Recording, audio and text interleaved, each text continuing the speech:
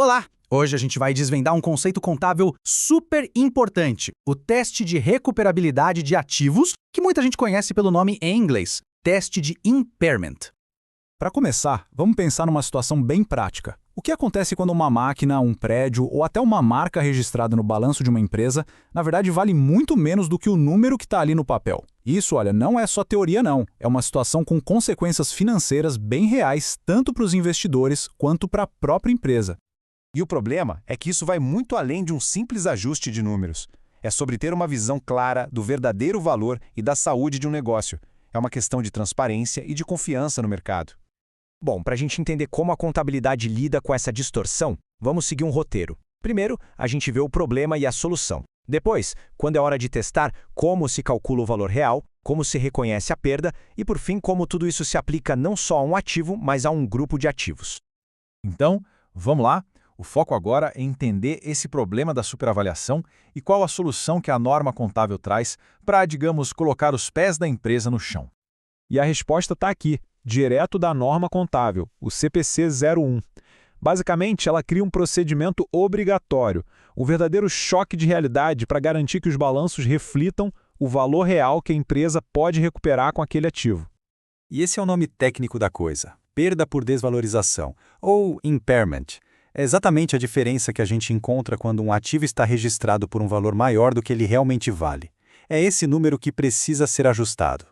Certo, mas como uma empresa sabe que chegou a hora de fazer esse teste? Não é algo aleatório. A norma é bem clara e estabelece alguns sinais de alerta, tanto internos quanto externos, que funcionam como gatilhos. Olha só, a norma lista vários desses sinais. Por exemplo, do lado de fora da empresa, pode ser uma queda brusca no valor de mercado daquele tipo de ativo. Já do lado de dentro, pode ser um equipamento que ficou obsoleto ou quebrou. Se algum desses indicadores aparecer, pronto, o teste se torna obrigatório. E tem mais. Para alguns ativos bem específicos, como o goodwill, por exemplo, o teste não é nem opcional. Ele tem que ser feito todo ano. É uma exigência. Isso garante uma vigilância constante sobre aqueles ativos que são, por natureza, mais subjetivos. Ok, agora a gente entra no coração do cálculo. Como é que a empresa define esse valor real? O termo técnico é valor recuperável. Como se chega nesse número para fazer a comparação? O teste, na verdade, se baseia em duas análises diferentes.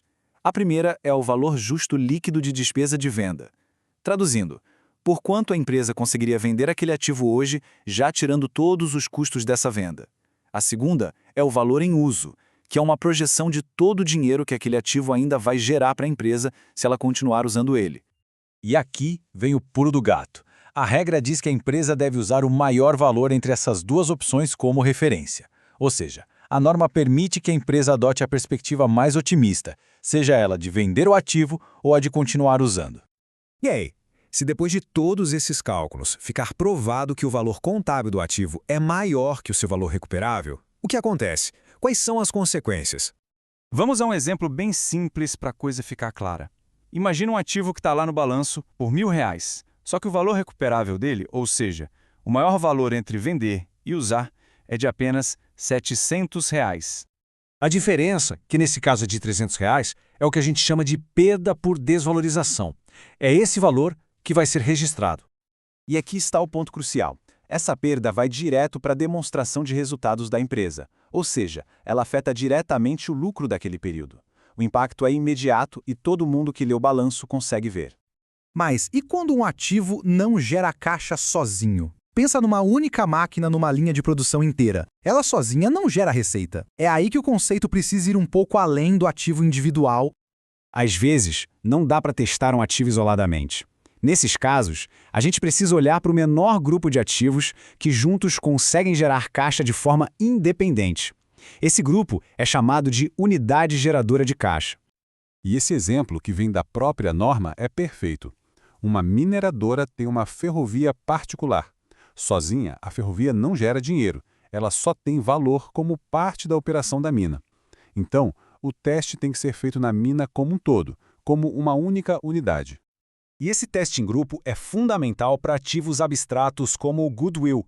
O goodwill é aquele valor a mais que se paga numa aquisição, pela marca, pelos clientes. Ele não gera caixa sozinho. então ele precisa ser testado junto com a unidade de negócio que ele está ajudando.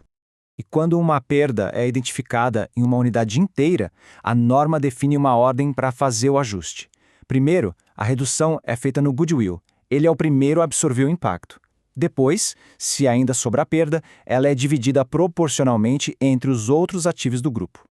Então, para a gente fechar, os pontos mais importantes para guardar são esses. No fundo, tudo se resume a garantir que a contabilidade seja um espelho fiel da realidade econômica da empresa.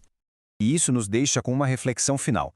A desvalorização de ativos não é apenas um exercício contábil. Ela é, na verdade, um reflexo direto da dinâmica do mercado, da inovação e da competição que vemos no mundo real. É um retrato da velocidade com que as coisas mudam.